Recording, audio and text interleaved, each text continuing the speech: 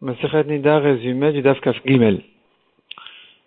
La Gemara commence par faire la différence entre les différentes Gzerot Shavot à trois niveaux. On a une Gzera Shava qui est ce qu'on appelle Moufne, qui est libre des deux côtés, c'est-à-dire les deux psukim sont en trop. C'est une Gzera Shava parfaite, même si on a des raisons de faire les différences entre l'un et l'autre, on ne les fera pas, on apprendra la Gzera Shava de l'un à l'autre.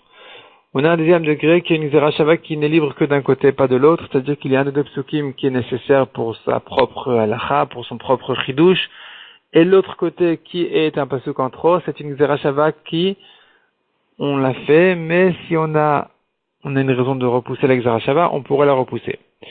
On a encore un degré de Gzera Shava qui est deux psukim qui ne sont pas libres, on en a besoin des deux, et là la Gemara demande est-ce qu'on fait la Gzera Shava ou pas. La Gemara ramène là-dessus quelques versions et quelques shitot, macholket, tanaïm. Revenons maintenant au sujet de la Mishnah, qui était une femme qui a fait une fausse couche d'une forme d'animal, est-ce qu'elle est tméa ou pas? Est-ce que c'est considéré comme une naissance ou pas? Selon Rabbi Meir, elle est tméa, on avait expliqué parce qu'on fait la Gzera Shava, on apprend donc la création de l'homme, on l'apprend avec la création de l'animal, c'est le même terme que la Torah employée des deux côtés. Et puisque cette Gzera Shava là, elle est libre des deux côtés, malgré que j'aurais pu faire la différence, on ne la fait pas, on fait pas la différence et on apprend l'un de l'autre. Deuxième explication pour Rabbi Meir, dit la Gemara, la raison de Rabbi Meir de dire que la mère elle est tmia quand c'était une forme d'animal, c'est parce que non pas forcément à cause de la Gzera Shava, mais parce qu'il y a une ressemblance entre les yeux de l'animal et les yeux de l'homme, les deux sont ronds. Troisième raison de Rabbi Meir, c'est de dire que la ressemblance entre les animaux et les hommes, c'est non pas le fait que les yeux soient ronds ou pas ronds, mais plutôt que l'œil des animaux, il est devant son visage, comme pour l'homme. Contrairement aux poissons et à la majorité des oiseaux, où il y a un œil qui est complètement sur le côté droit, un œil qui est complètement sur le côté gauche. Donc ceci ne ressemble pas aux hommes, et donc il n'y a pas ici de Touma. Et pas pour la mère, une Touma Tleda, c'est pas une naissance normale. La Gemara ensuite, donc la Gemara elle rentre un petit peu à l'approfondie ce sujet-là. Quels sont les oiseaux qui sont comme ça, quels sont les oiseaux différents, dans quel cas exactement Rabbi Meir a parlé, les Chachamim aussi.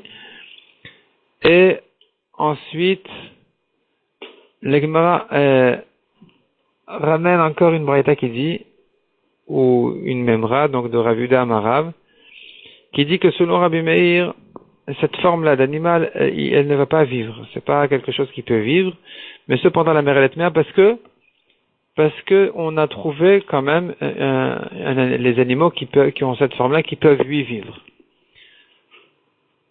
La Gemara elle se prolonge dessus encore un petit peu, elle veut ramener une preuve pour cette halakha qui est repoussée.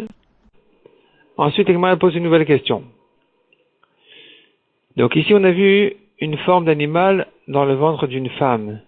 Quel est le dit dans le cas contraire? Une forme d'être humain, d'un homme, dans le ventre d'une vache.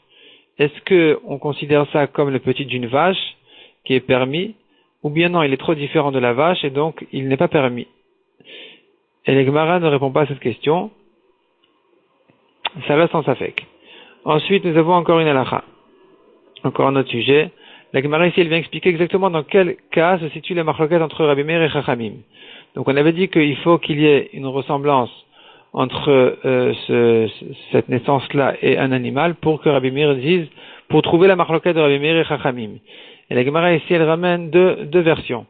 Soit on dira que selon Rabbi Meir,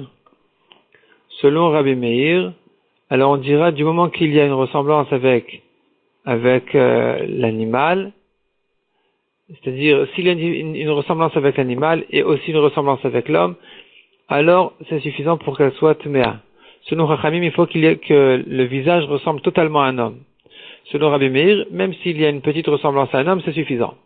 Deuxième version, c'est de dire que selon Chachamim, il faut que la moitié du visage ressemble à un homme. Il n'y a pas besoin que la totalité du visage ressemble à un homme. Et selon Rabbi Meir, même s'il y a une toute petite ressemblance avec l'homme, c'est déjà suffisant. Alors que selon la première version de Rabbi Meir, alors on disait